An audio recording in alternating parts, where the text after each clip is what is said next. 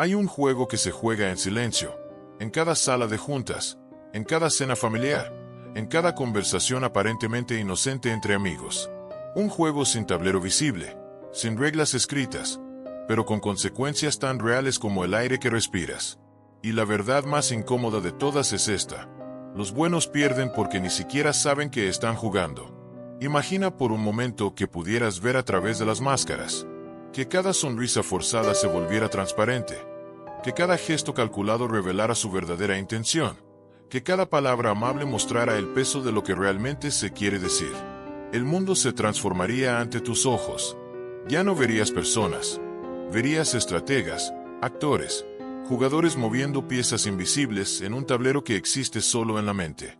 Esta es la realidad que la mayoría prefiere ignorar, porque reconocerla significa abandonar la comodidad de la inocencia. Significa aceptar que cada interacción humana contiene capas de significado, que cada relación es también una negociación de poder, que incluso el amor más puro no está exento de las dinámicas que gobiernan el comportamiento humano. Antes de continuar, una advertencia. El conocimiento que será compartido aquí no puede ser desaprendido. Va a alterar permanentemente la forma en que ves las relaciones humanas. Si estás listo para abandonar las ilusiones cómodas y ver lo que hay detrás del escenario, suscríbete ahora, porque esto no es solo un video. Es el inicio de tu viaje bajo la máscara. Ahora, empecemos. La historia comienza en un lugar que todos conocemos pero pocos comprenden realmente. Una oficina corporativa en el corazón de una ciudad que nunca duerme. Las luces fluorescentes zumban con ese sonido casi imperceptible que se mete en los huesos después de 8 horas. El aire acondicionado mantiene la temperatura exacta en la que el cuerpo no siente ni frío ni calor, solo una neutralidad artificial que adormece los sentidos. En este escenario, dos hombres comparten el mismo espacio pero habitan mundos completamente diferentes. Uno de ellos se llama Andrés.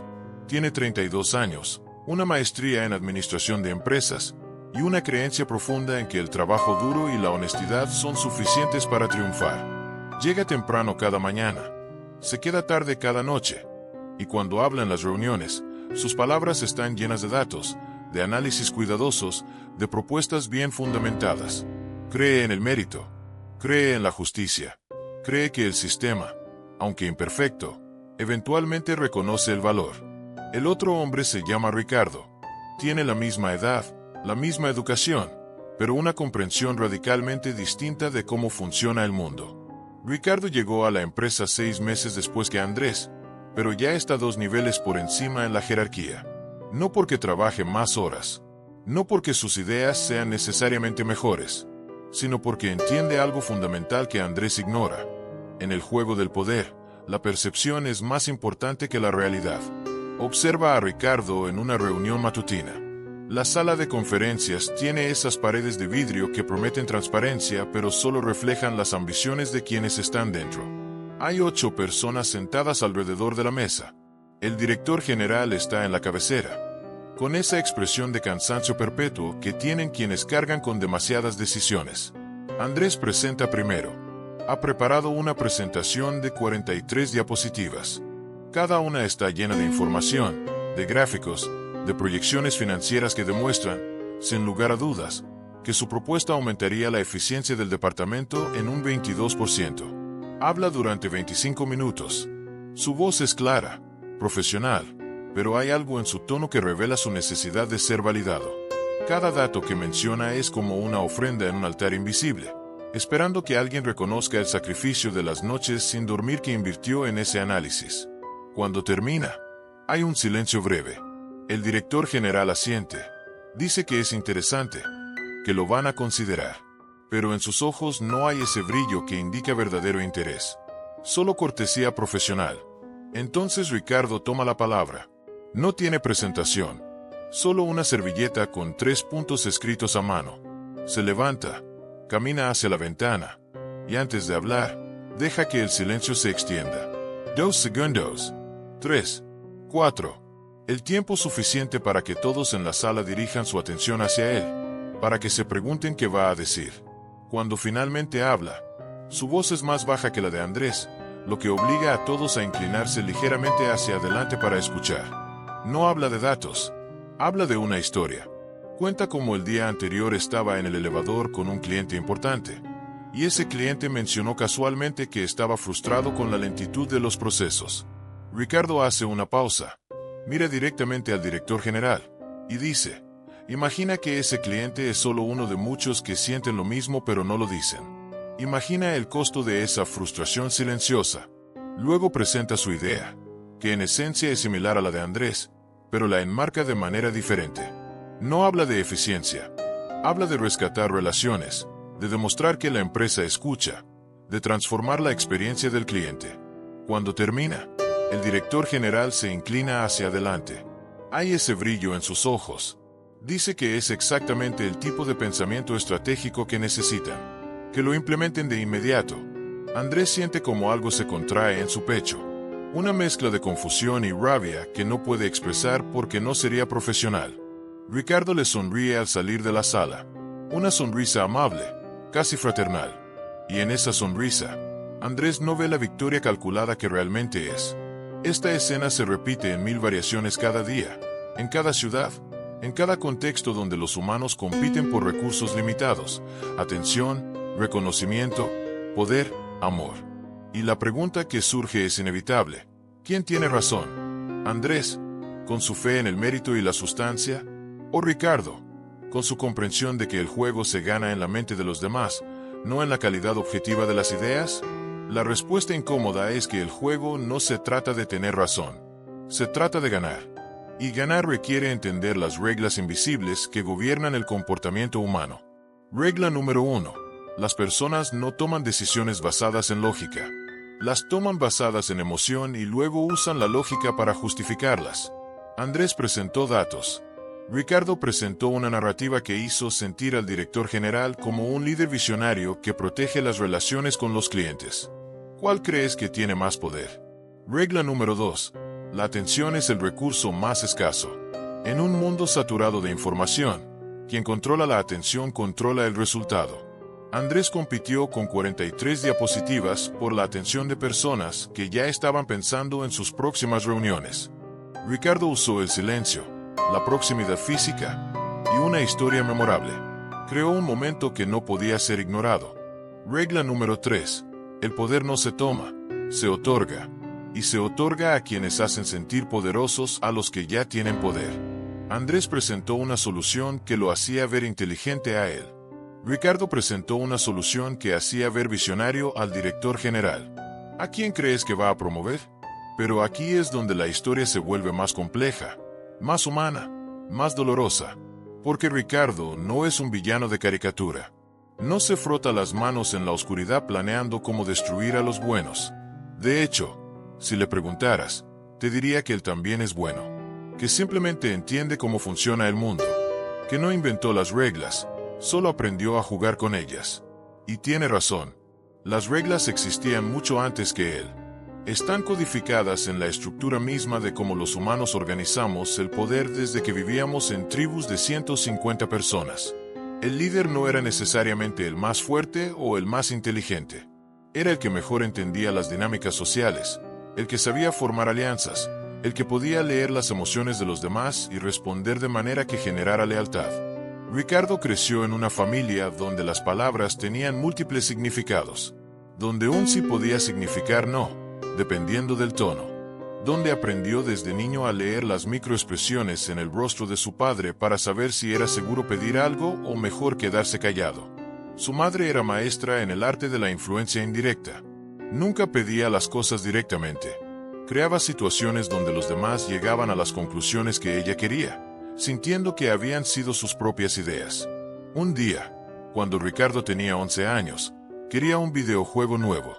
Sabía que si lo pedía directamente, su padre diría que no, que ya tenía suficientes juguetes, que debía aprender el valor del dinero.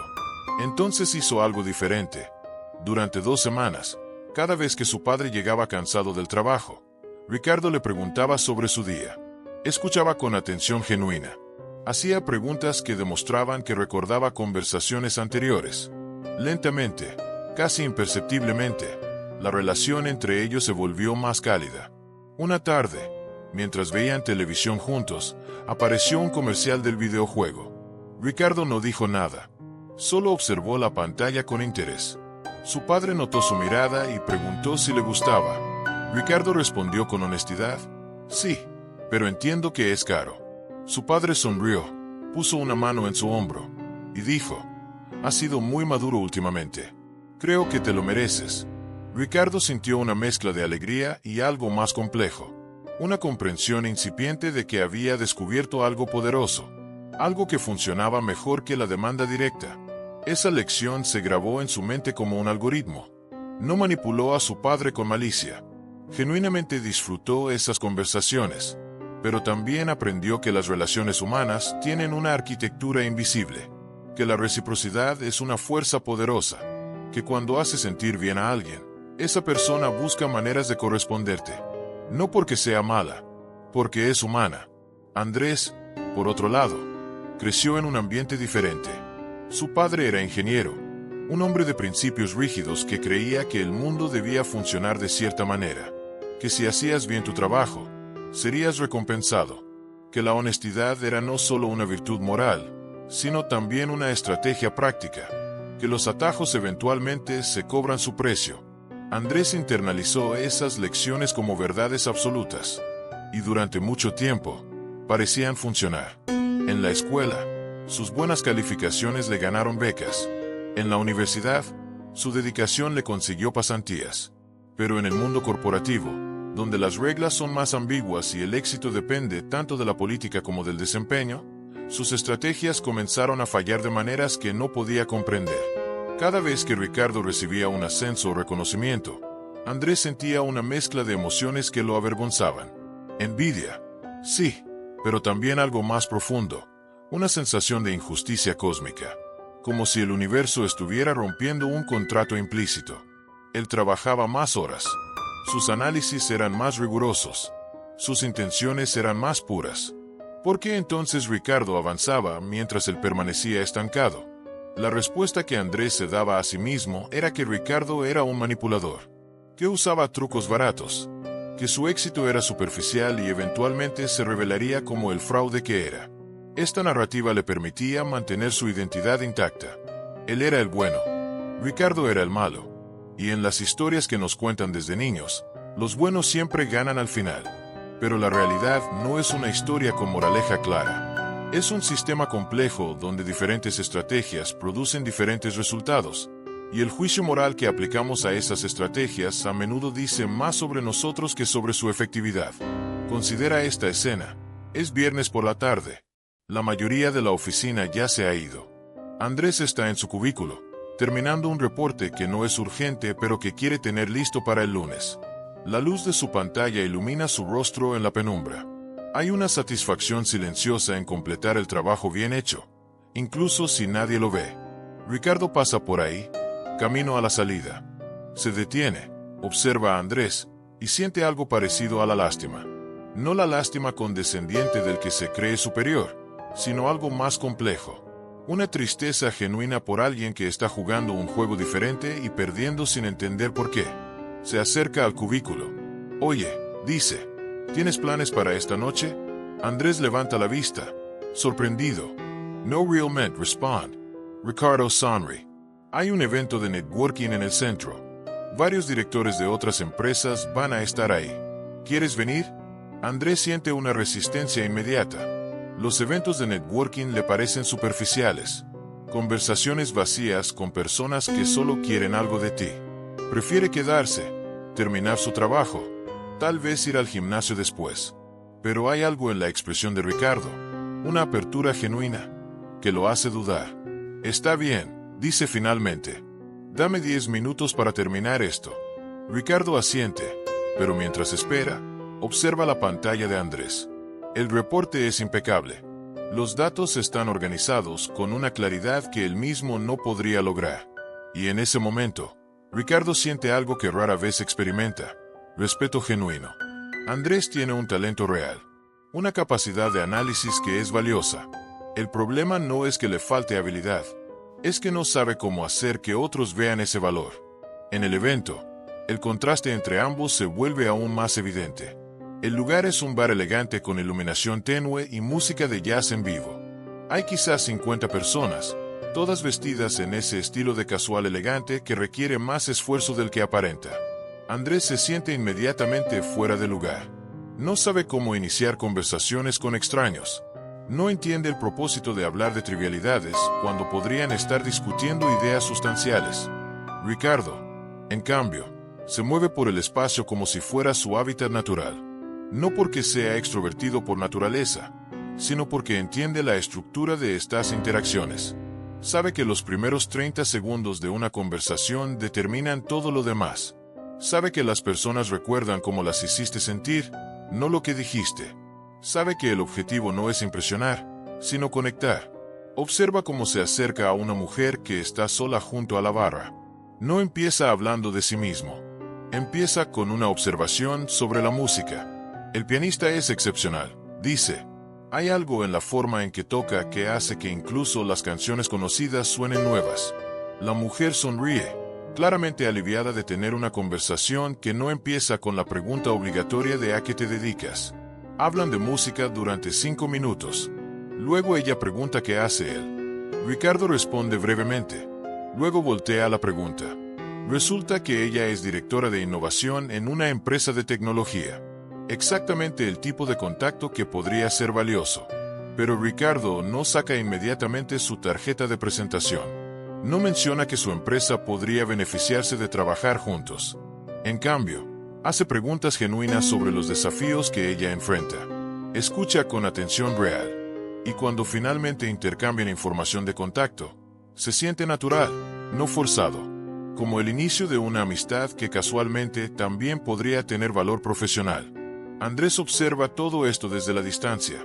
Ha tenido 3 conversaciones, todas incómodas. En la primera, habló demasiado sobre su trabajo, tratando de demostrar su competencia. La persona asintió educadamente, pero encontró una excusa para irse después de 2 minutos. En la segunda, no supo qué decir después del intercambio inicial de nombres y títulos.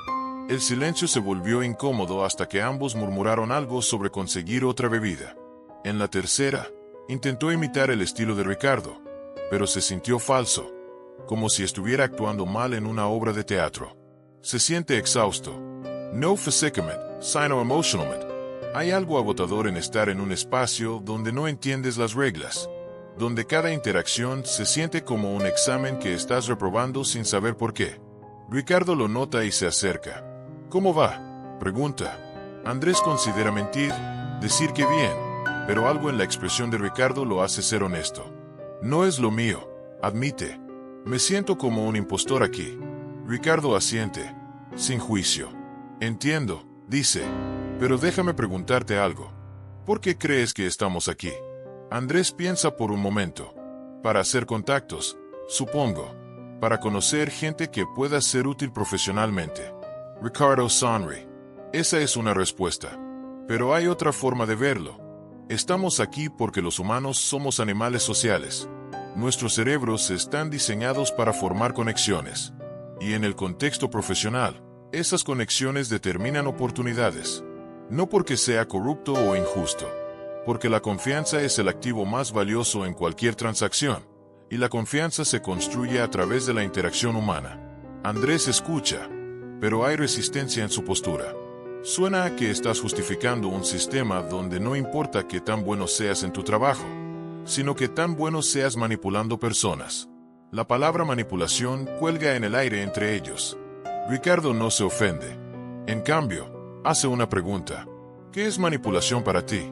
Andrés responde sin dudar. Hacer que alguien haga algo que no haría naturalmente, usando tácticas psicológicas en lugar de argumentos honestos.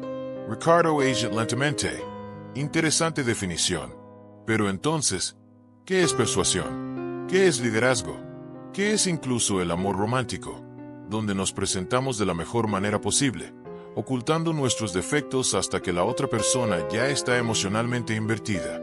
Andrés siente que el piso se mueve bajo sus pies. No literalmente, pero hay algo en las palabras de Ricardo que desafía las categorías claras en las que ha organizado el mundo. Buenos y malos, honestos y manipuladores, mérito y política. Mira, continúa Ricardo, no te estoy diciendo que abandones tus principios.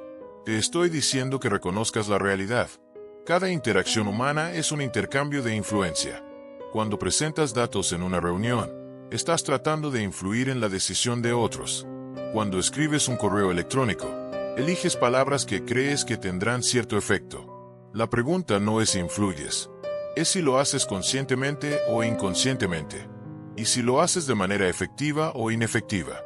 Andrés quiere argumentar, pero no puede encontrar las palabras, porque en el fondo, sabe que Ricardo tiene razón. La diferencia es que Ricardo acepta esta realidad y trabaja con ella, mientras que Andrés la resiste, esperando que el mundo funcione de manera diferente. Esa noche, Andrés no puede dormir. Está acostado en su cama, mirando el techo, y su mente no deja de reproducir conversaciones. No solo las del evento, sino años de interacciones donde sintió que algo no funcionaba pero no podía identificar qué. Momentos donde su jefe ignoró sus ideas pero adoptó las mismas ideas cuando venían de otra persona. Situaciones donde trabajó el doble que sus colegas pero recibió la mitad del reconocimiento. Relaciones que se enfriaron sin razón aparente. Y por primera vez, considera una posibilidad aterradora. Tal vez el problema no es el sistema.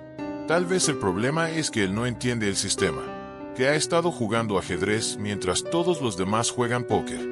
Que sus reglas morales, aunque admirables, son irrelevantes en un juego que opera bajo una lógica diferente. Esta realización no lo hace sentir liberado, lo hace sentir traicionado. Por sus padres, que le enseñaron que el trabajo duro era suficiente. Por sus maestros, que le dijeron que la honestidad siempre gana.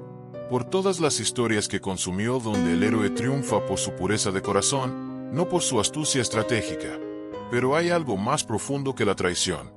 Hay miedo, porque si acepta que Ricardo tiene razón, entonces tiene que cambiar.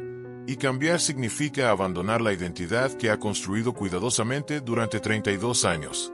Significa admitir que ha estado equivocado, que ha desperdiciado tiempo y energía en estrategias que no funcionan, que necesita aprender de alguien a quien ha estado juzgando como moralmente inferior.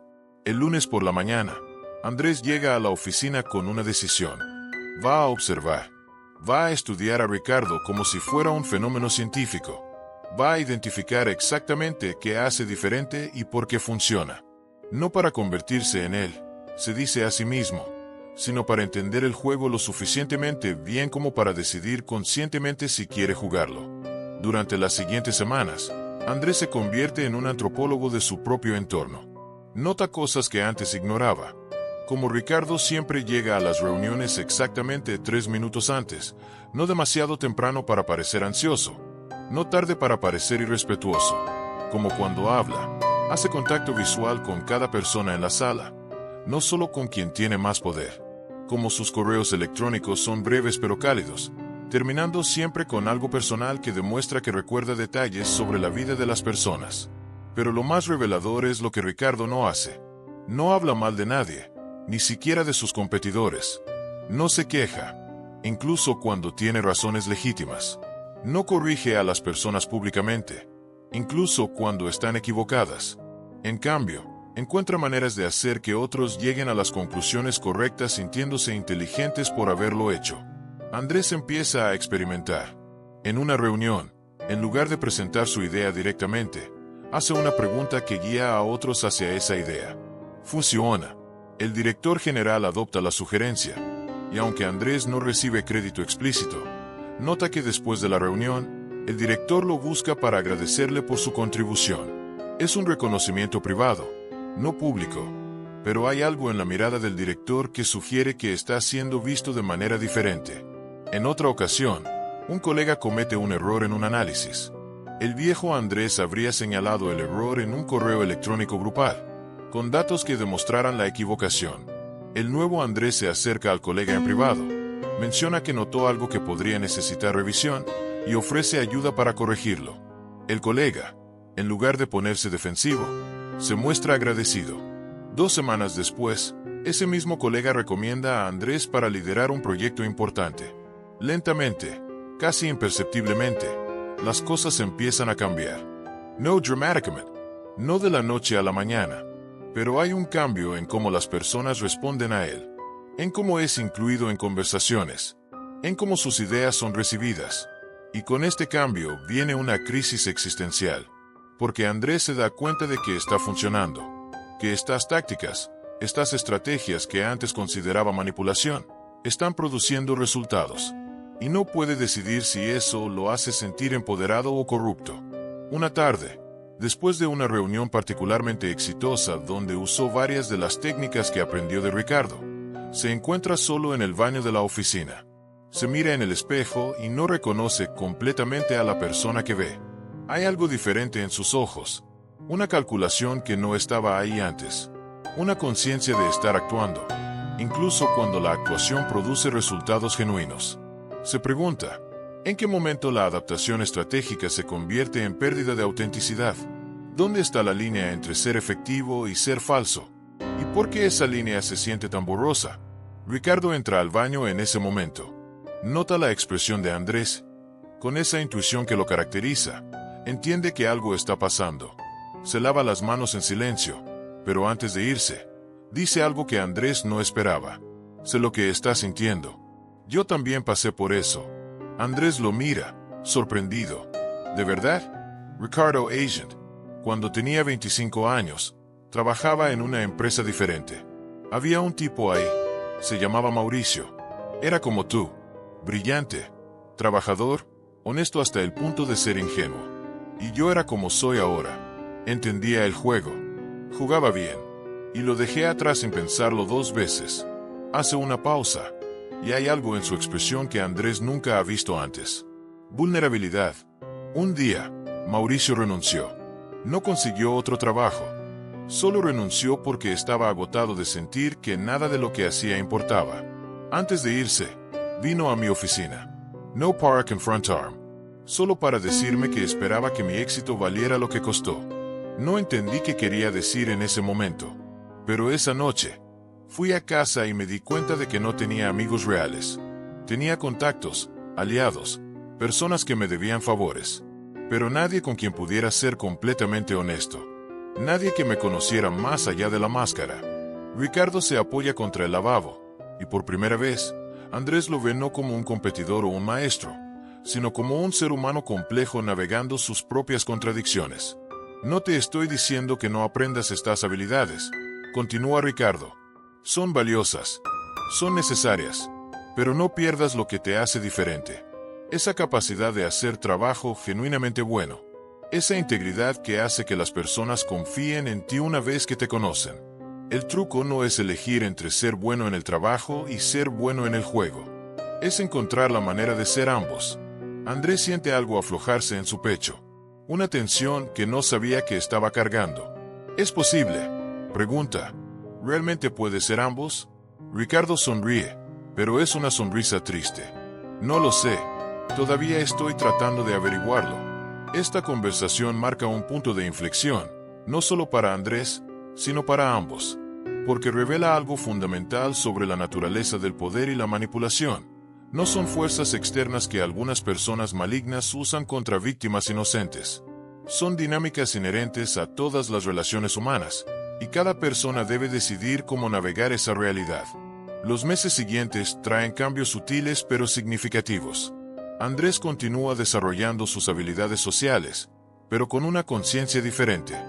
Ya no ve estas técnicas como manipulación pura, sino como herramientas de comunicación, como aprender un nuevo idioma que le permite expresar su valor de maneras que otros pueden entender y apreciar. Hay momentos de incomodidad, momentos donde se siente como un impostor, pero también hay momentos de claridad, donde entiende que la autenticidad no significa ser completamente transparente todo el tiempo.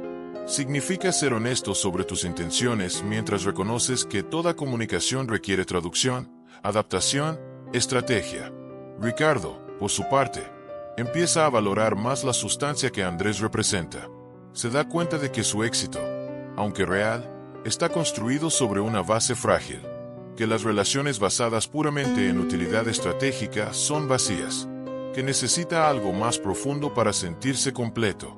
Una tarde, 6 meses después de aquella conversación en el baño, ambos están trabajando tarde en un proyecto conjunto.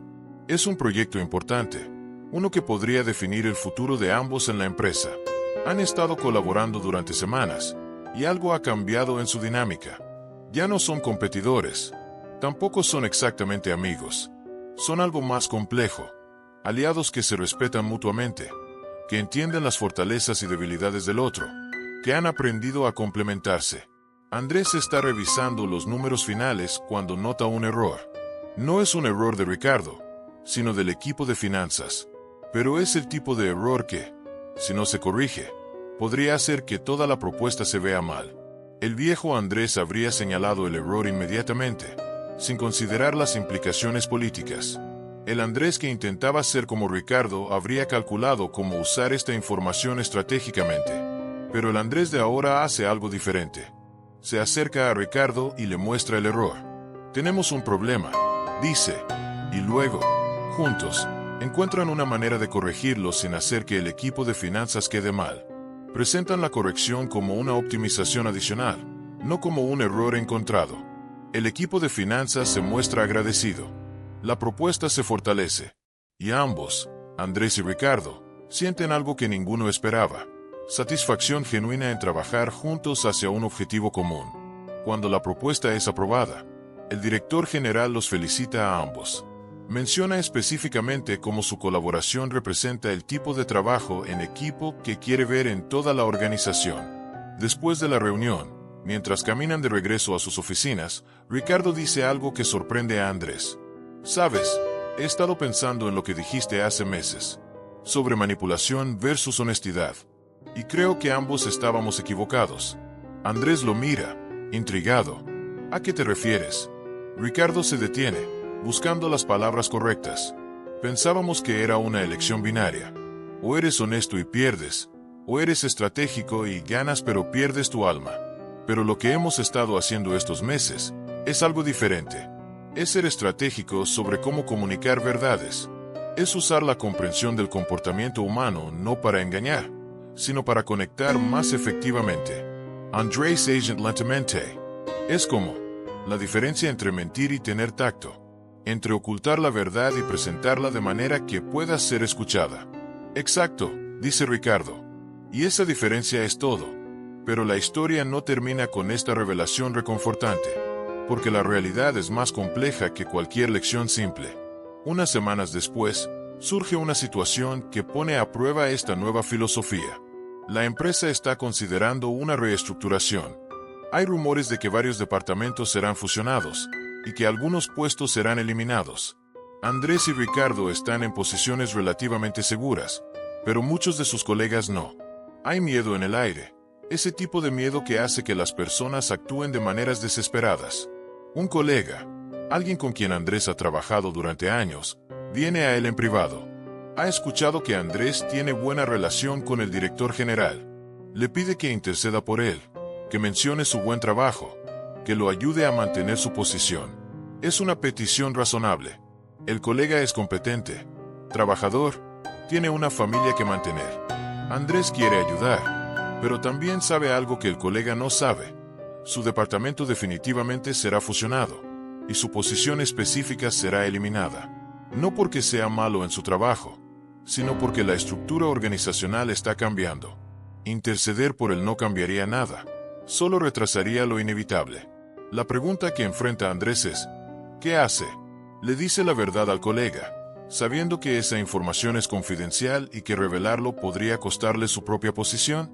¿Finge que va a ayudar, sabiendo que es inútil? ¿O encuentra alguna tercera opción que no ha considerado? Andrés se sienta con el colega en la cafetería. El lugar está casi vacío. Es tarde en la tarde y la mayoría ya se ha ido. Hay un olor a café viejo y el zumbido constante del refrigerador. El colega lo mira con ojos esperanzados, desesperados. Andrés siente el peso de lo que sabe, el peso de tener que elegir entre la lealtad personal y la supervivencia profesional. Mira, dice Andrés finalmente, voy a ser honesto contigo. No porque quiera asustarte, sino porque te respeto demasiado como para darte falsas esperanzas. La reestructuración va a pasar. Y va a afectar a muchas personas buenas, personas que no lo merecen. No puedo darte detalles específicos porque no me corresponde. Pero lo que sí puedo decirte es esto.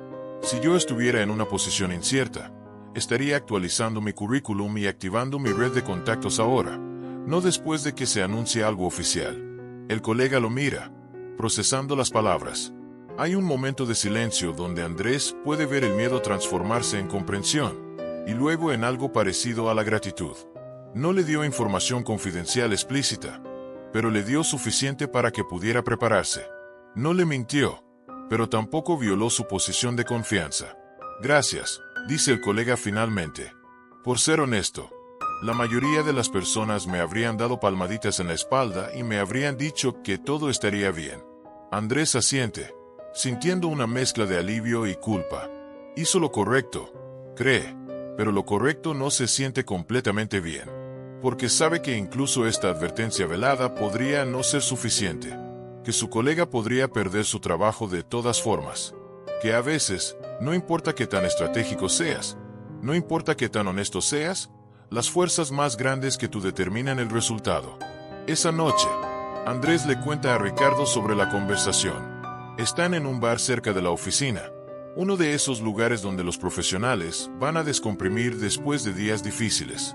Ricardo escucha sin interrumpir, y cuando Andrés termina, toma un trago de su cerveza antes de responder. Hiciste lo correcto, dice, pero déjame preguntarte algo. ¿Cómo te sientes al respecto? Andrés considera la pregunta. Honestamente, no lo sé. Siento que hice lo que debía hacer, pero también siento que no fue suficiente, que debería haber podido hacer más. Ricardo Agent. Esa es la parte que nadie te dice sobre entender el juego.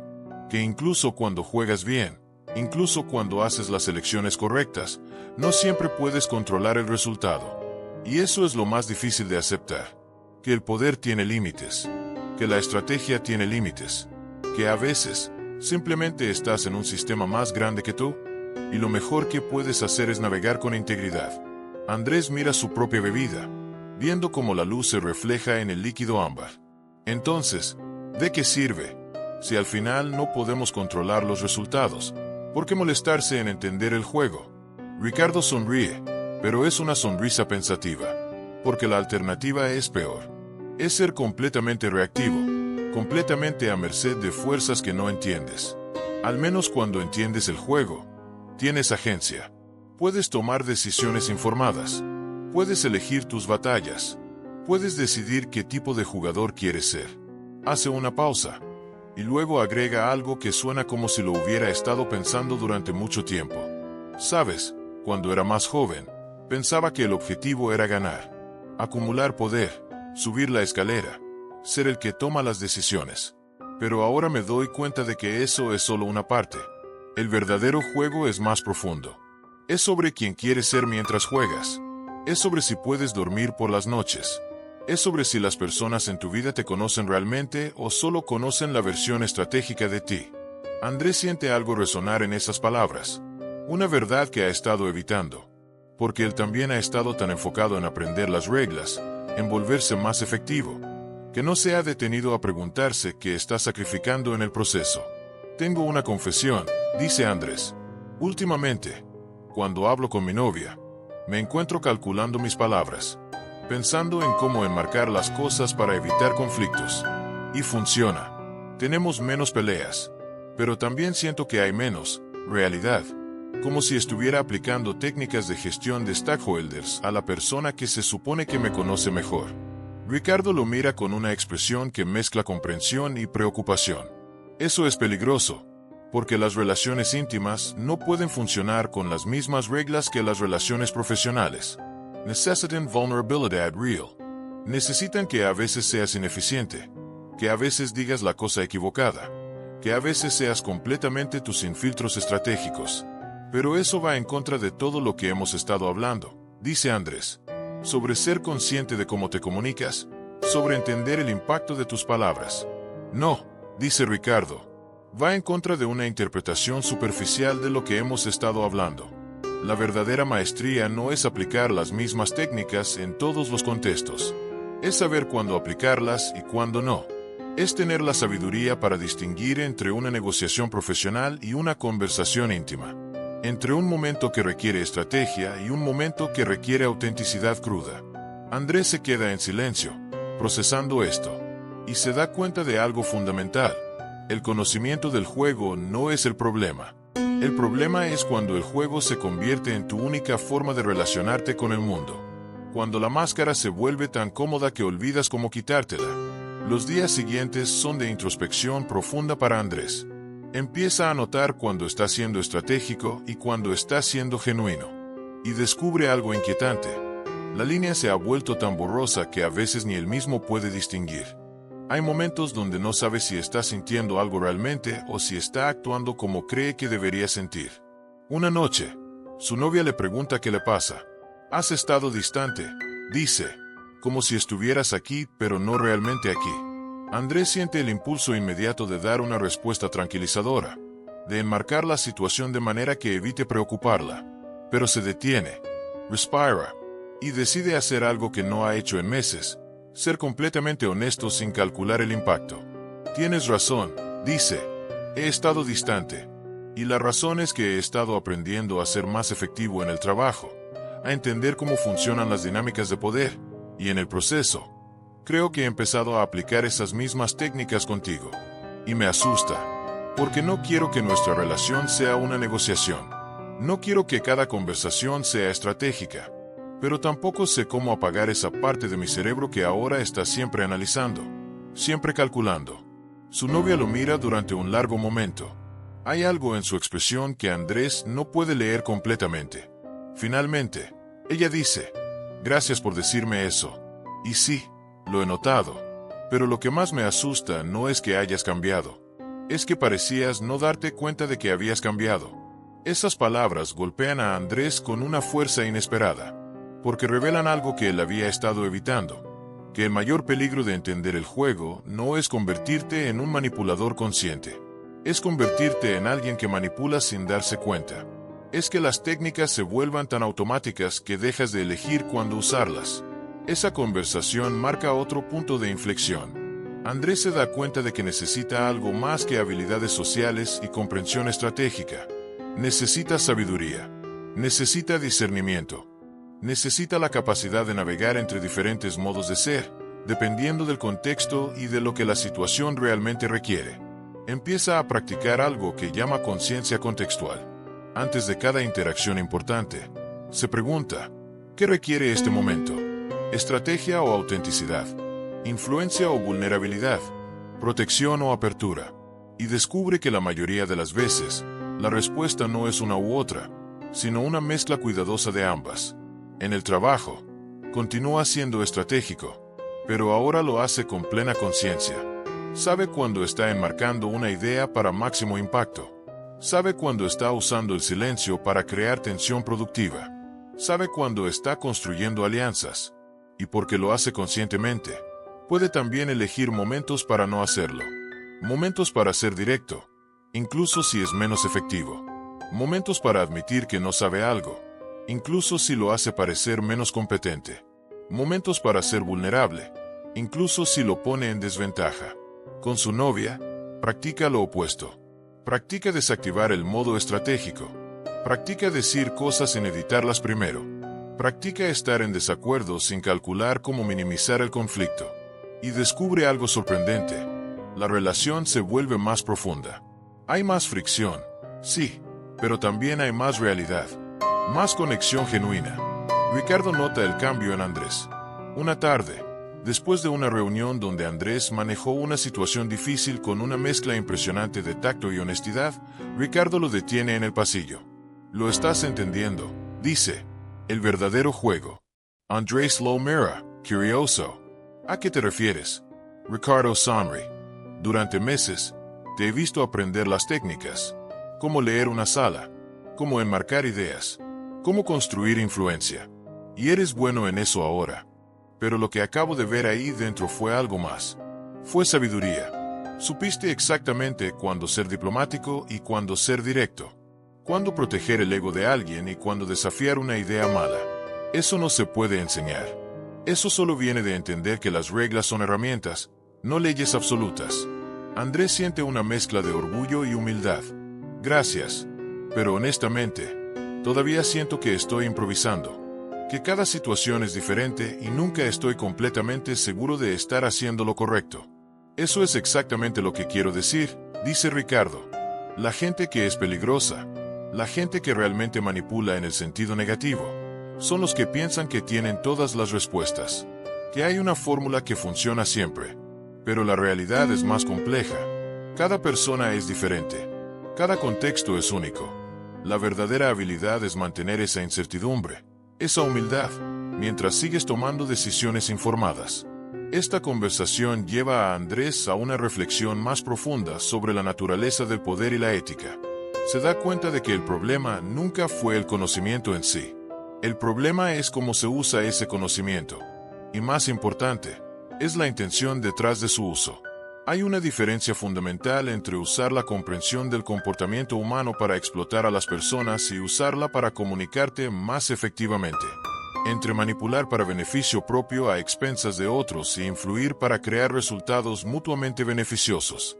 Entre ocultar tu verdadera naturaleza para engañar y adaptar tu comunicación para ser mejor entendido. Pero esa diferencia no siempre es clara. Hay zonas grises. Hay momentos donde la misma acción podría interpretarse de ambas maneras, dependiendo de la perspectiva. Y Andrés se da cuenta de que vivir en esas zonas grises requiere algo más que técnica. Requiere un código ético personal.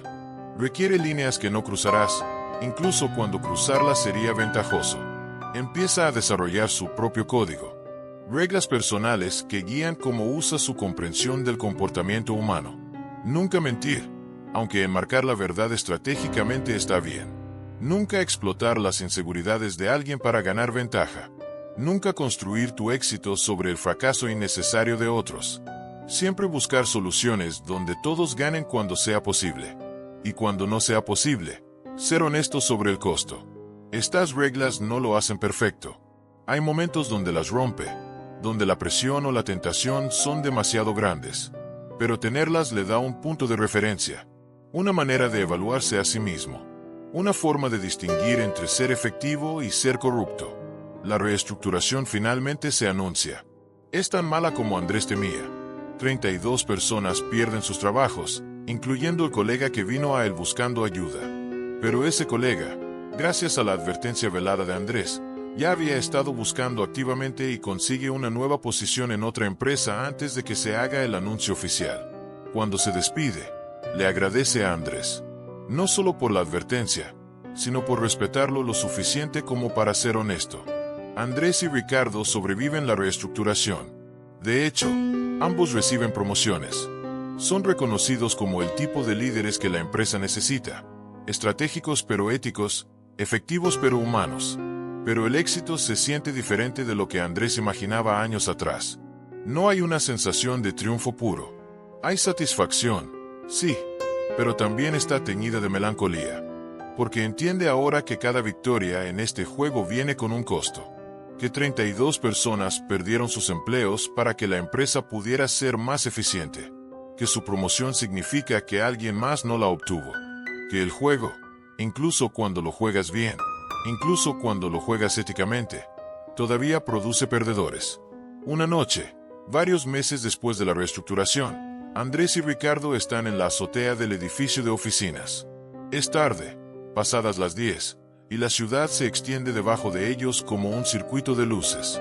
Hay una brisa fresca que contrasta con el calor del día. Están ahí porque necesitaban aire después de una junta particularmente intensa sobre la dirección futura de la empresa. Ricardo rompe el silencio. ¿Alguna vez te arrepientes? De haber aprendido todo esto. De haber visto detrás de la cortina. Andrés considera la pregunta. Es algo que se ha preguntado a sí mismo muchas veces. Todos los días, dice finalmente. Y también, nunca. Es paradójico. Extraño la simplicidad de creer que el mundo funcionaba de cierta manera. Extraño la inocencia de pensar que el trabajo duro y la honestidad eran suficientes. Pero también sé que esa creencia me estaba limitando. Me estaba haciendo inefectivo. Y en un mundo donde los recursos son limitados, ser inefectivo significa que no puedes ayudar a las personas que quieres ayudar. No puedes crear el cambio que quieres crear. Ricardo agent lentamente. Sí, ese es el verdadero dilema. No es entre ser bueno y ser efectivo. Es que ser efectivo requiere entender dinámicas que preferirías no tener que entender. Requiere jugar un juego que preferirías que no existiera. Exacto, dice Andrés. Y una vez que lo entiendes, No puedes no verlo. Está en todas partes.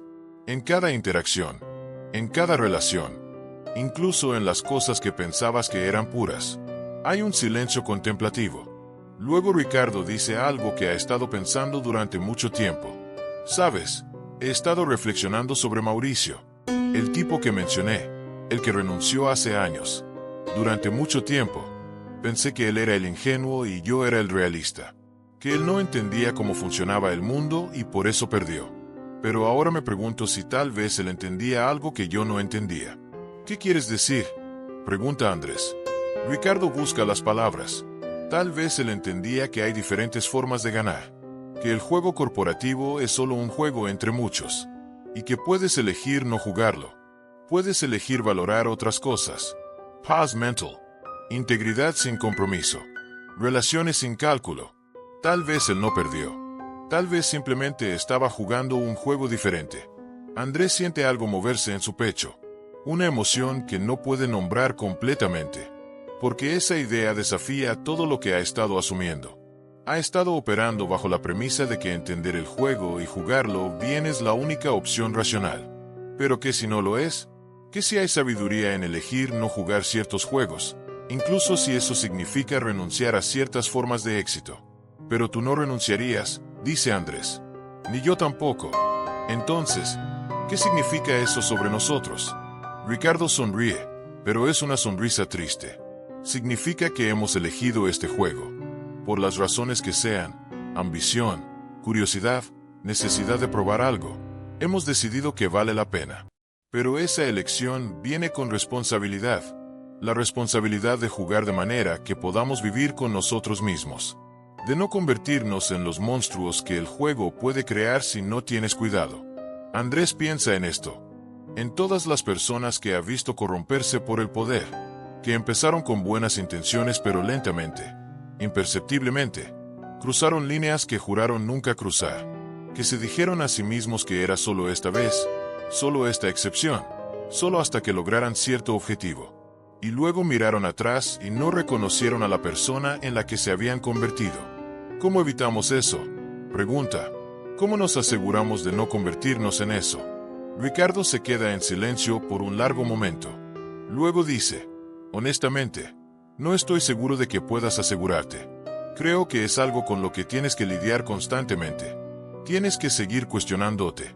Tienes que mantener relaciones con personas que te conocen lo suficientemente bien como para llamarte cuando te estás desviando. Tienes que tener líneas claras y revisarlas regularmente para asegurarte de que no las has movido sin darte cuenta. Hace una pausa. Y luego agrega. Y creo que tienes que mantener algo en tu vida que no sea parte del juego. Algo que valores que no esté relacionado con poder o estatus o éxito profesional. Algo que te recuerde quién eres más allá de tu posición en la jerarquía. Andrés asiente. Para mí, creo que es mi relación. Y tal vez necesito cultivar más cosas así. Hobbies. Amistades que no son networking. Espacios donde puedo ser completamente yo sin ninguna agenda. Sí, dice Ricardo. Eso es importante. Porque el peligro real no es entender el juego. Es que el juego se convierta en tu identidad completa. Que olvides que eres más que un jugador. Esta conversación en la azotea se convierte en algo regular para ellos. Una vez al mes, se encuentran ahí, tarde en la noche, y hablan sobre cosas que no pueden hablar en ningún otro lugar. Sobre sus dudas, sobre sus miedos, sobre las líneas que casi cruzan, sobre los momentos donde no están seguros si hicieron lo correcto. Se convierte en un espacio de honestidad radical, un lugar donde pueden quitarse las máscaras que usan el resto del tiempo. Y Andrés se da cuenta de que esto es lo que Ricardo estaba buscando cuando mencionó a Mauricio. Una conexión real. Una relación donde no tienes que calcular cada palabra. Donde puedes ser vulnerable sin que se use en tu contra. Un año después de aquella primera conversación en la azotea, Andrés recibe una oferta de otra empresa. Es una posición significativamente mejor. Más dinero, más responsabilidad, más prestigio. Es exactamente el tipo de oportunidad que habría matado por conseguir hace 2 años. Pero ahora, mirando la oferta, siente algo inesperado, ambivalencia. Porque aceptarla significaría dejar atrás lo que ha construido aquí. No solo su posición, sino las relaciones, la comprensión mutua con Ricardo, el equipo que ha desarrollado, la cultura que ha ayudado a crear. Le cuenta a Ricardo sobre la oferta durante una de sus conversaciones en la azotea. Ricardo escucha sin interrumpir, y cuando Andrés termina, no da consejos inmediatamente. En cambio, hace preguntas. ¿Por qué te atrae la oferta? Andrés piensa, honestamente, el dinero es bueno, y el título es impresionante, pero creo que lo que realmente me atrae es la validación, la prueba de que he llegado, de que entiendo el juego lo suficientemente bien como para ser buscado. Ricardo Agent. ¿Y por qué dudarías en aceptarla? Porque, dice Andrés lentamente, me he dado cuenta de que el juego no tiene fin. Siempre hay un siguiente nivel. Siempre hay una posición mejor. Y si sigo persiguiendo eso, nunca voy a estar satisfecho. Siempre voy a estar buscando la próxima validación. Ricardo sonríe. Esa es una realización importante. Pero déjame preguntarte algo más. Si no aceptas la oferta, ¿es porque realmente quieres quedarte aquí? ¿O es porque tienes miedo de que aceptarla signifique que te has convertido en alguien que no quieres ser? La pregunta golpea a Andrés con fuerza, porque toca algo que ha estado evitando. El miedo de que cualquier ambición, cualquier deseo de avanzar, sea evidencia de corrupción. Que la única forma de mantener su integridad es rechazar el éxito. No lo sé, admite.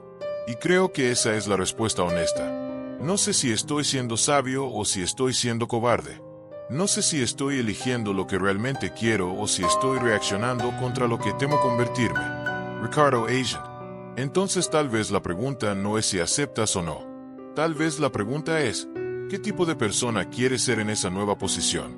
Si aceptas, ¿puedes hacerlo sin perder lo que has aprendido sobre ti mismo? ¿Puedes seguir siendo alguien que cuestiona, que mantiene líneas éticas, que valora las relaciones reales? Andrés considera esto, y se da cuenta de que Ricardo tiene razón. La decisión no es binaria. No es entre integridad y ambición. Es sobre cómo llevas tu ambición. Es sobre qué estás dispuesto a sacrificar y qué no. Finalmente, Andrés acepta la oferta, pero lo hace con condiciones. Negocia no solo el salario y el título, sino también la cultura que quiere crear. Habla sobre la importancia de la transparencia, de la comunicación honesta, de construir un equipo donde las personas puedan ser efectivas sin tener que ser políticas en el sentido negativo. Y la empresa, impresionada por su claridad y su confianza, acepta. El día antes de que Andrés deje la empresa, Ricardo organiza una despedida pequeña. No es una fiesta grande con discursos formales. Es solo un grupo pequeño de personas que realmente trabajaron con él, que lo conocen más allá de su posición. Hay comida, hay bebidas, hay historias. Al final de la noche, cuando todos se han ido, Ricardo y Andrés se quedan solos. Hay un momento de silencio incómodo. El tipo de silencio que viene cuando dos personas saben que algo está terminando. Vas a estar bien, dice Ricardo finalmente. Mejor que bien. Vas a ser excepcional. Andrés siente una emoción inesperada. Gratitud, sí, pero también tristeza, porque Ricardo se ha convertido en algo más que un mentor o un colega. Se ha convertido en un espejo, alguien que lo desafió, que lo cambió, que lo ayudó a ver partes de sí mismo que no sabía que existían. No habría llegado aquí sin ti, dice Andrés. Y no me refiero solo a la oferta, me refiero a entender quién quiero ser. ¿Cómo quiero navegar este mundo? Ricardo sonríe, pero hay algo de melancolía en su expresión. Tú habrías llegado eventualmente, tal vez por un camino diferente, pero tienes algo que yo tuve que aprender a valorar, sustancia real. Nunca pierdas eso. No importa qué tan alto subas. Se dan la mano, y luego, en un impulso, se abrazan. Es breve, un poco incómodo, pero genuino. Y en ese momento, Andrés entiende algo fundamental, que las relaciones más importantes no son las que te dan ventaja estratégica, son las que te ayudan a convertirte en una mejor versión de ti mismo. Los primeros meses en la nueva empresa son desafiantes. Andrés está construyendo un equipo desde cero, estableciendo procesos, navegando una cultura organizacional que no conoce. Hay momentos de duda, momentos donde se pregunta si cometió un error, momentos donde la tentación de volver a viejos patrones, de ser puramente estratégico sin consideración ética, es fuerte, pero se mantiene fiel a sus principios. Cuando contrata, Busca no solo competencias sino también carácter. Cuando establece la cultura del equipo, enfatiza tanto la efectividad como la integridad. Cuando enfrenta decisiones difíciles, se pregunta no solo qué es estratégicamente óptimo, sino que es éticamente defendible. Y algo sorprendente sucede. El equipo prospera, no a pesar de estos principios, sino debido a ellos. Porque cuando las personas sienten que pueden confiar en su líder, cuando saben que no serán explotadas o manipuladas, dan lo mejor de sí mismas. Trabajan más duro, piensan más creativamente, colaboran más efectivamente. Andrés se da cuenta de que esta es la verdadera lección que ha estado aprendiendo durante años, que el poder más sostenible no viene de la manipulación o el engaño, viene de la confianza. Y la confianza solo se construye a través de la consistencia entre lo que dices y lo que haces, entre la imagen que proyectas y la realidad de quién eres. 6 meses después de unirse a la nueva empresa, Andrés recibe un mensaje de Ricardo. Es breve. ¿Tienes tiempo para una llamada? Andrés responde inmediatamente que sí, y esa noche hablan por primera vez desde que se fue. Ricardo suena diferente. Hay algo en su voz que Andrés no puede identificar completamente. Cansancio, tal vez. O disillusion. Resulta que después de que Andrés se fue, la dinámica en la empresa cambió. La reestructuración continuó. La cultura se volvió más política, más tóxica. Ricardo, que siempre había navegado estas aguas con facilidad, se encuentra agotado. No sé qué pasó, dice Ricardo. Solía ser bueno en esto. Solía poder jugar el juego sin que me afectara. Pero últimamente, cada reunión se siente como una batalla. Cada interacción se siente calculada. Y me doy cuenta de que no tengo a nadie con quien pueda ser real. Tú eras eso. Y no me di cuenta de cuánto lo necesitaba hasta que te fuiste. Andrés escucha, sintiendo una mezcla de empatía y reconocimiento. Porque entiende exactamente lo que Ricardo está describiendo. La soledad de estar siempre en modo estratégico. El agotamiento de nunca poder bajar la guardia. ¿Has pensado en irte?, pregunta Andrés. Hey, una pausa larga. Sí, admite Ricardo. Pero no sé a dónde ir. No sé qué más hacer. Esto es lo que soy bueno. Esto es lo que conozco. Andrés elige sus palabras cuidadosamente. Sabes, hace un año, habría pensado que eras la persona que tenía todas las respuestas, que habías descifrado el código. Pero ahora me doy cuenta de que ambos estábamos aprendiendo. Ambos estábamos tratando de encontrar el equilibrio entre ser efectivos y ser humanos. Y tal vez no hay una respuesta final. Tal vez es algo con lo que siempre tenemos que lidiar. Hace una pausa.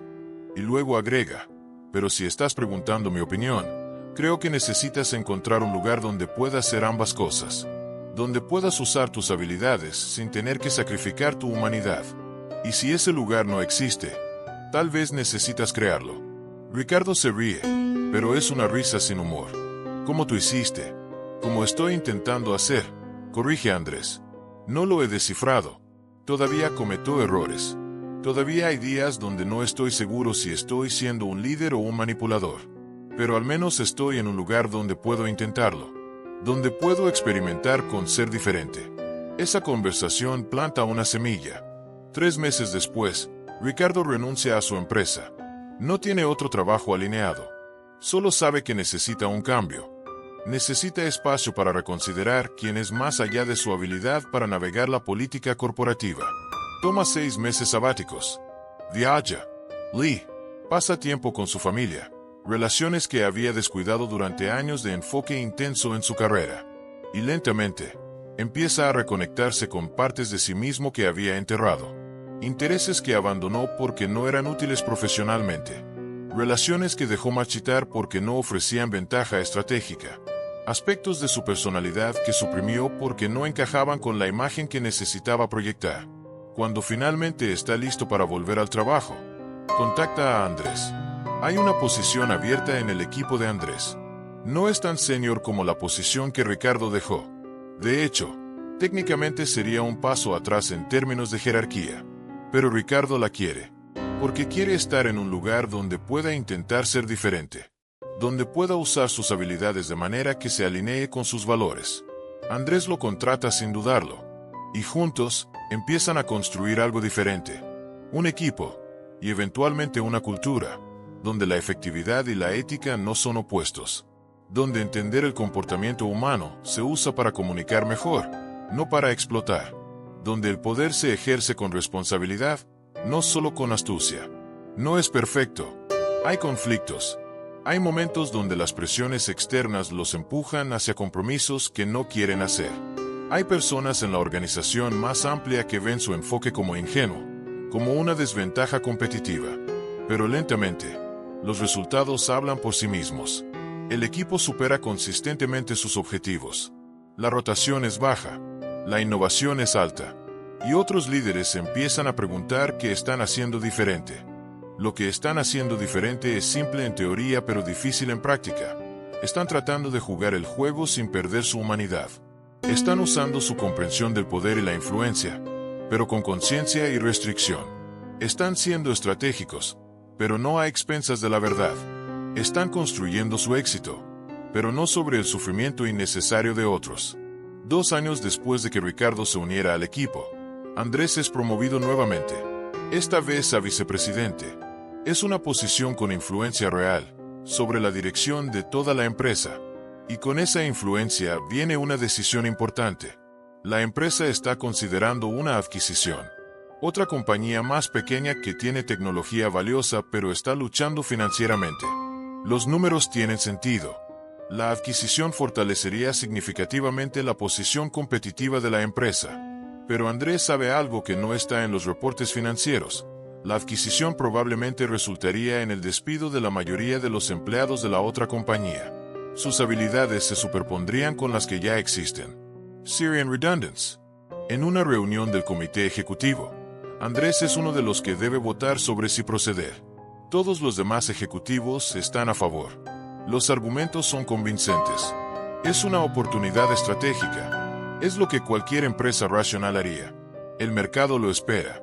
Andrés escucha todos los argumentos y luego pide la palabra. Lo que dice a continuación sorprende a todos en la sala. Entiendo los argumentos estratégicos, dice, y estoy de acuerdo en que, desde una perspectiva puramente financiera, esta adquisición tiene sentido. Pero quiero que consideremos algo más. Esa otra compañía tiene 120 empleados. 120 personas con familias, con hipotecas, con vidas construidas alrededor de sus trabajos. Si procedemos con esta adquisición sabiendo que vamos a despedir a la mayoría de ellos, necesitamos al menos ser honestos sobre lo que estamos haciendo. No estamos salvando una empresa. Estamos comprando tecnología y descartando personas. Hay un silencio incómodo en la sala. El CEO lo mira con una expresión que Andrés no puede leer completamente. Finalmente, el CEO habla. ¿Estás diciendo que no deberíamos hacer la adquisición? No, dice Andrés. Estoy diciendo que si la hacemos, deberíamos hacerlo de manera diferente. Deberíamos ser transparentes con los empleados de esa compañía sobre lo que va a pasar. Deberíamos ofrecer paquetes de indemnización generosos. Deberíamos ayudarlos activamente a encontrar nuevas posiciones, usando nuestras redes y recursos. Deberíamos tratar esta decisión con el peso moral que merece, no solo como una transacción financiera. Otro ejecutivo interviene. Eso costaría millones adicionales. Reduciría significativamente el valor de la adquisición. Sí, dice Andrés. Pero también nos permitiría mirarnos en el espejo. Y más importante, establecería un precedente sobre qué tipo de empresa somos. Sobre si valoramos solo los resultados o también cómo los logramos. El debate que sigue es intenso. Algunos ejecutivos están de acuerdo con Andrés. Otros piensan que está siendo poco realista, que está dejando que la emoción nuble su juicio estratégico. Pero al final, el CEO toma una decisión. Procederán con la adquisición, pero con las condiciones que Andrés propuso. Será más caro, será más complicado, pero será lo correcto. Después de la reunión, el CEO detiene a Andrés en el pasillo. Eso fue arriesgado, dice. Podrías haber parecido débil. Podrías haber perdido credibilidad. Andrés asiente. Lo sé, pero me di cuenta de algo. Si no puedo usar mi posición para abogar por lo que creo que es correcto, entonces, ¿para qué sirve tener esta posición? El poder sin principios es solo tiranía con mejor título. El CEO lo mira durante un largo momento. Luego sonríe. Esa es exactamente la razón por la que te promovimos. porque necesitamos personas que entiendan el juego pero que no pierdan su brújula moral en el proceso. Esa noche, Andrés le cuenta a Ricardo sobre la reunión. Están de vuelta en una azotea, aunque esta vez es la de un edificio diferente. Ricardo escucha toda la historia, y cuando Andrés termina, hay algo en su expresión que parece orgullo. ¿Sabes qué es lo más impresionante de eso?, dice Ricardo. No es que hayas abogado por lo correcto, es que lo hiciste de una manera que fue escuchada. Hace 3 años, habrías entrado a esa sala con datos y argumentos morales, y te habrían ignorado. Pero ahora, entiendes cómo enmarcar las cosas, cómo hacer que las personas vean no solo lo que es correcto, sino porque es estratégicamente inteligente ser correcto. Esa es la verdadera maestría. Andrés considera esto. Tienes razón. Y eso me hace preguntarme, ¿estoy siendo genuinamente ético? ¿O solo soy bueno en hacer que la ética parezca estratégica? Ricardo se ríe. Esa pregunta es exactamente porque sé que está siendo genuino. Las personas que realmente manipulan no se cuestionan a sí mismas de esa manera. No tienen esa duda. Tú la tienes porque realmente te importa la diferencia. Esa conversación lleva a Andrés a una reflexión más profunda sobre el viaje que ha recorrido. Desde aquel día en la sala de conferencias, viendo a Ricardo ganar con una servilleta mientras él perdía con 43 diapositivas, hasta ahora, donde está en una posición de influencia real, tratando de usar esa influencia de manera responsable. Se da cuenta de que la pregunta nunca fue realmente si los buenos pierden. La pregunta es, ¿qué significa ser bueno? ¿Es ser ingenuo sobre cómo funciona el mundo?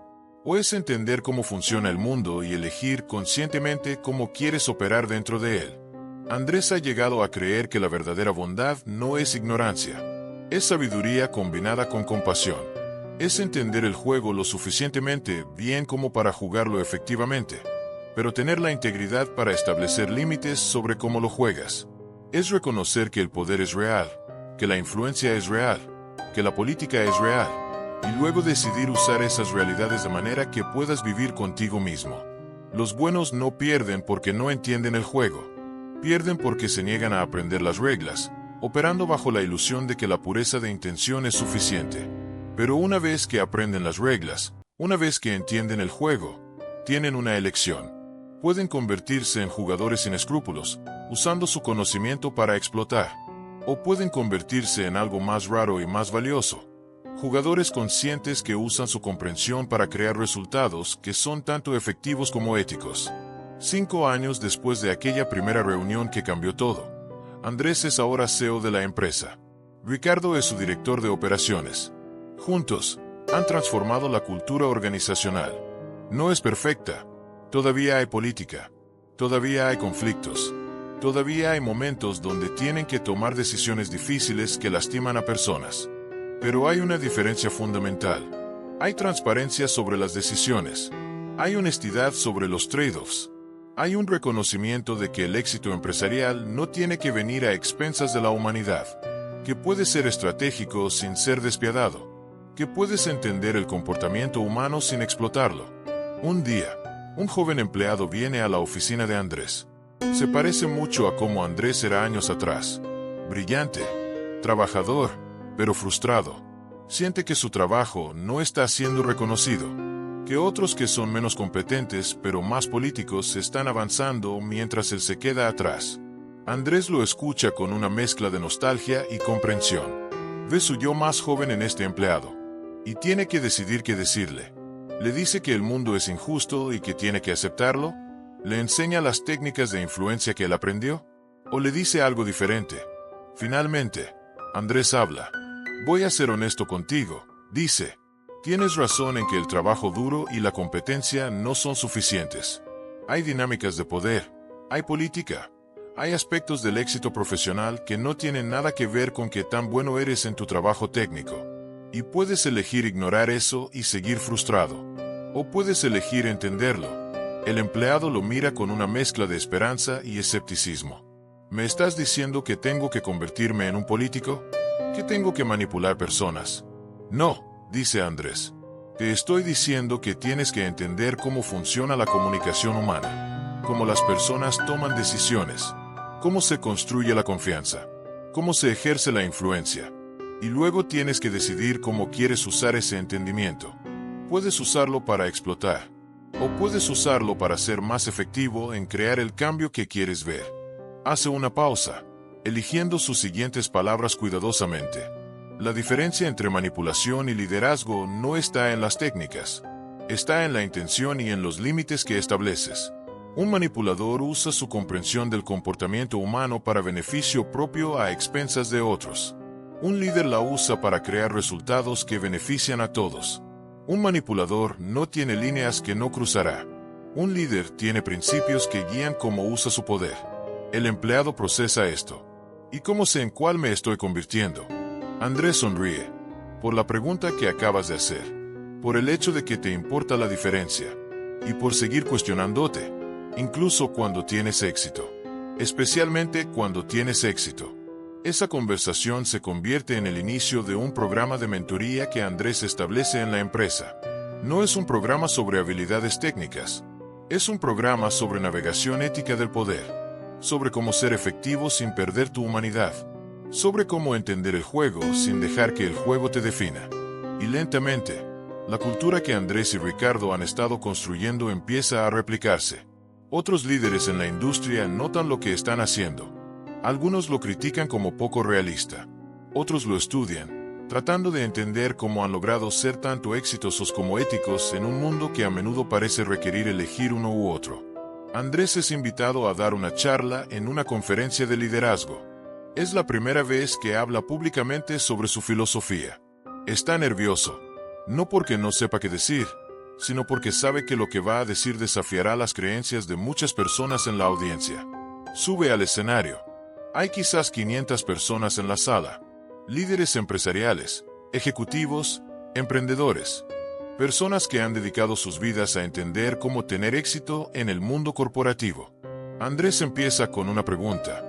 ¿Cuántos de ustedes han sentido alguna vez que tuvieron que elegir entre ser buenos y ser exitosos? Entre mantener su integridad y avanzar en su carrera, casi todas las manos se levantan. Andrés asiente. Esa es la narrativa que nos han vendido. Dice que el éxito requiere compromiso moral, que el poder corrompe inevitablemente, que para ganar, tienes que estar dispuesto a hacer cosas que te hacen sentir incómodo. Y hay verdad en eso. El poder puede corromper. El éxito puede requerir decisiones difíciles. Pero la pregunta es, ¿tiene que ser así? Pasa la siguiente hora contando su historia. No la versión pulida y profesional, sino la versión real. Habla sobre su frustración inicial, sobre aprender de Ricardo, sobre la crisis existencial de sentir que estaba perdiendo su autenticidad, sobre encontrar un camino que integra efectividad y ética, sobre los errores que cometió en el camino, sobre las veces que cruzó líneas que no debería haber cruzado, sobre cómo sigue luchando con estas preguntas incluso ahora. Y termina con esto. Los buenos no pierden porque no entienden el juego. Pierden porque operan bajo una falsa dicotomía. Piensan que tienen que elegir entre entender el juego y mantener su integridad. Pero la verdad es más compleja. Puedes entender el juego. Puedes aprender las reglas. Puedes desarrollar las habilidades de influencia y persuasión. Y puedes hacer todo eso mientras mantienes tus principios. De hecho, tienes que hacer todo eso si realmente quieres crear cambio positivo. Porque el cambio requiere poder. Y el poder requiere comprensión de cómo funciona el mundo. La pregunta no es si juegas el juego. La pregunta es cómo lo juegas. ¿Con qué intención? ¿Con qué límites? ¿Con qué conciencia de las consecuencias de tus acciones? Esa es la diferencia entre un manipulador y un líder. Entre alguien que usa el poder para explotar y alguien que usa el poder para elevar. Cuando termina, hay un silencio en la sala. Luego, lentamente, el aplauso comienza. No es el aplauso educado y automático que se da en la mayoría de las conferencias. Es algo más profundo. Es el reconocimiento de personas que han sentido las mismas tensiones, las mismas dudas, las mismas preguntas, y que finalmente escuchan a alguien articularlas. Después de la charla, docenas de personas se acercan a Andrés. Cada una tiene su propia historia. Su propia versión de la lucha entre efectividad y ética. Su propia búsqueda de cómo ser exitoso sin perder su alma. Y Andrés se da cuenta de que esto es más grande que él. Que hay una generación completa de líderes que están cansados de la vieja narrativa. Que quieren algo diferente. que están buscando un camino que integre poder y principios. Esa noche, de vuelta en su hotel, Andrés reflexiona sobre todo lo que ha pasado, desde aquel día en la sala de conferencias hasta ahora, y se da cuenta de que el viaje nunca fue realmente sobre aprender a ganar. Fue sobre aprender a ser completo, sobre integrar las partes de sí mismo que parecían contradictorias. La parte que quiere ser efectivo y la parte que quiere ser bueno. La parte que entiende el poder y la parte que teme corromperse por él. Piensa en Ricardo, que estará en la audiencia mañana cuando Andrés dé la misma charla en otra ciudad. Piensa en cómo su relación evolucionó de competencia a mentoría a amistad a algo que no tiene un nombre simple. Piensa en todas las personas que lo ayudaron en el camino, incluso las que lo desafiaron, incluso las que lo frustraron. Y piensa en el joven empleado que vino a su oficina, buscando respuestas. Se pregunta qué tipo de líder se convertirá ese empleado. Si tomará el camino fácil de la manipulación pura o el camino difícil de la integridad consciente. Si encontrará su propio equilibrio o si se perderá en uno de los extremos. Andrés no puede controlar eso, pero puede ofrecer un modelo diferente. Puede demostrar que es posible, que puedes entender el juego sin dejar que el juego te consuma, que puedes tener poder sin perder tu humanidad, que puedes ser estratégico sin ser despiadado. No es fácil. Requiere vigilancia constante. Requiere cuestionarte a ti mismo incluso cuando tienes éxito. Requiere mantener relaciones donde las personas te conocen lo suficientemente bien como para llamarte cuando te estás desviando. Requiere tener principios claros y revisarlos regularmente. Requiere humildad para admitir cuando te equivocas y coraje para cambiar de rumbo. Pero es posible. Y esa posibilidad es lo que Andrés quiere ofrecer. No como una fórmula. No como un conjunto de reglas que garantizan el éxito, sino como una invitación a un camino diferente. Un camino que reconoce la complejidad del poder, la realidad de la política, la inevitabilidad del conflicto, pero que se niega a aceptar que la corrupción es inevitable. Los días siguientes traen más charlas, más conversaciones, más historias de personas navegando las mismas tensiones. Y Andrés empieza a ver un patrón. Las personas que logran integrar efectividad y ética no son las que ignoran el poder. Son las que lo entienden profundamente pero lo mantienen en perspectiva. Son las que desarrollan habilidades de influencia pero las usan con restricción. Son las que tienen ambición pero no dejan que la ambición defina su identidad completa. Son personas que han aprendido a vivir en la paradoja, a ser estratégicos y auténticos, a ser fuertes y vulnerables, a ser ambiciosos y contentos, a entender el juego y mantener su humanidad. No es una síntesis fácil, es una tensión que tienen que manejar constantemente, pero es una tensión productiva, una que los mantiene honestos, conscientes, completos. Meses después, Andrés recibe un correo electrónico del joven empleado que vino a su oficina. El empleado escribe sobre cómo ha estado experimentando con las ideas que Andrés compartió, sobre cómo ha empezado a ser más consciente de cómo se comunica, de cómo construye relaciones, de cómo ejerce influencia, pero también sobre cómo ha establecido líneas claras para sí mismo, cosas que no hará, sin importar la ventaja que ofrezcan. Y luego el empleado escribe algo que hace que Andrés se detenga.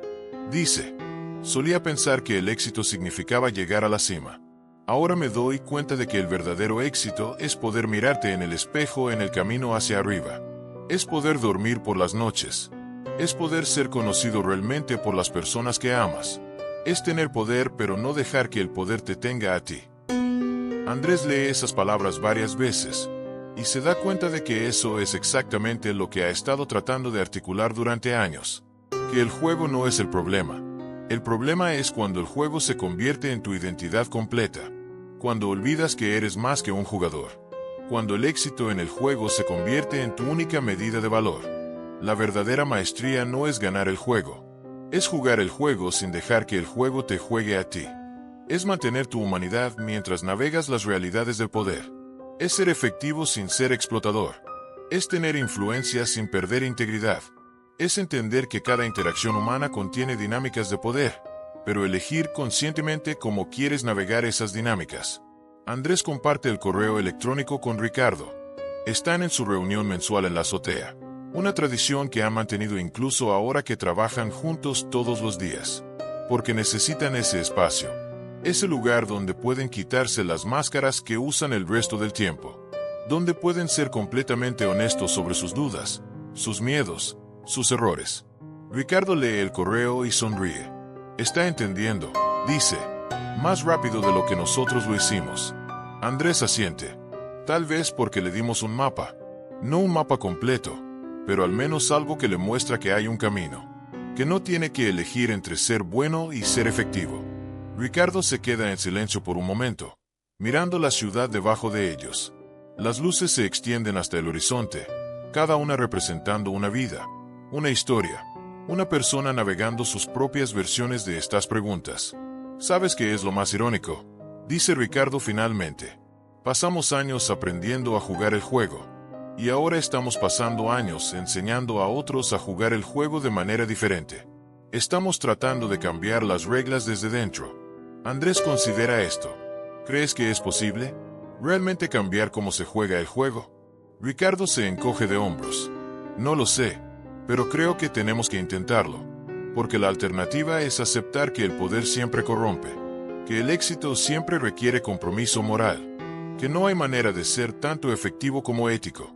Y si aceptamos eso, entonces ¿qué esperanza hay? Andrés asiente lentamente. Sí. Y tal vez esa es la verdadera lección, que los buenos no pierden cuando entienden el juego, pierden cuando aceptan que el juego no puede cambiar, cuando internalizan las reglas como inevitables en lugar de verlas como elecciones que podemos hacer de manera diferente. Esa conversación se queda con Andrés durante días, y empieza a ver su trabajo de manera diferente. No solo está liderando una empresa, está modelando una forma diferente de liderar. Está demostrando que es posible tener éxito sin sacrificar tu humanidad. Y cada persona que ve ese modelo, cada persona que elige ese camino, está cambiando ligeramente las reglas del juego para todos los demás. Es un cambio lento, casi imperceptible, pero es real, y se está extendiendo. No porque Andrés tenga todas las respuestas, sino porque está haciendo las preguntas correctas. Porque está viviendo en la tensión entre efectividad y ética en lugar de resolver esa tensión eligiendo un lado. Y así, el telón de este acto se cierra.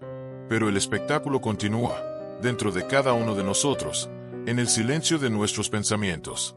La máscara que analizamos hoy, tal vez la conozcas de cerca, tal vez la uses, o tal vez la veas en alguien que amas. Los comentarios abajo no son un espacio de juicio, son nuestro escenario de confesiones.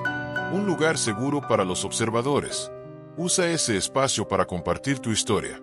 ¿Qué máscara te viste obligado a usar para sobrevivir? Queremos leerte. Y, si sentiste que este lugar te entiende, suscríbete. Porque aquí, no estamos solos. Juntos, continuaremos descubriendo el teatro humano, una máscara a la vez. El siguiente acto está a punto de comenzar.